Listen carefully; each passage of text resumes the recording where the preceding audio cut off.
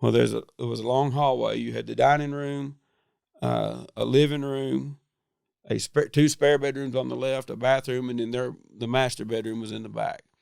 He goes running down the hall hollering for her and saw what nobody should ever have to see. She was bound, hand and feet, behind her back, laid down on top of the bed, and was shot twice. The first one, we found out later, didn't kill her.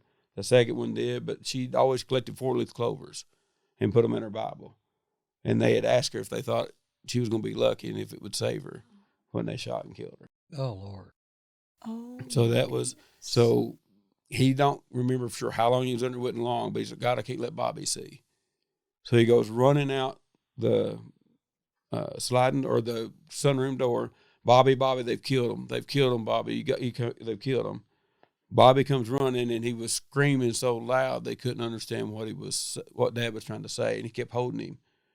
And then some other people got him, coming around, and nobody else got to go in.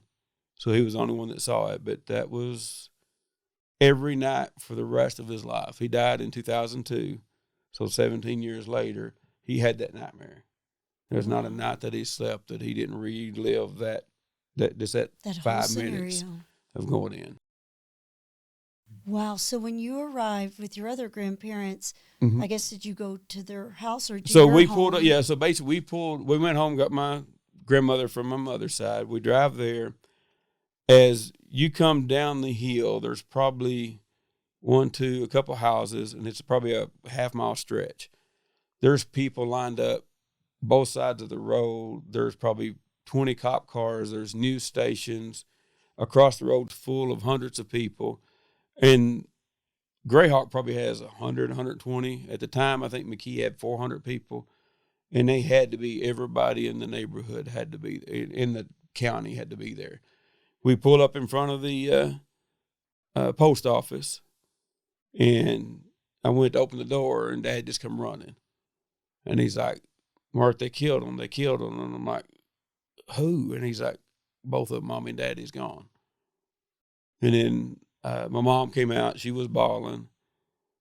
Dad just kind of fell. So I was more worried about, okay, what can I do? And I'm like, what happened? And he's like, I don't know. They did it. And then that's when I found out about the reality of the news world.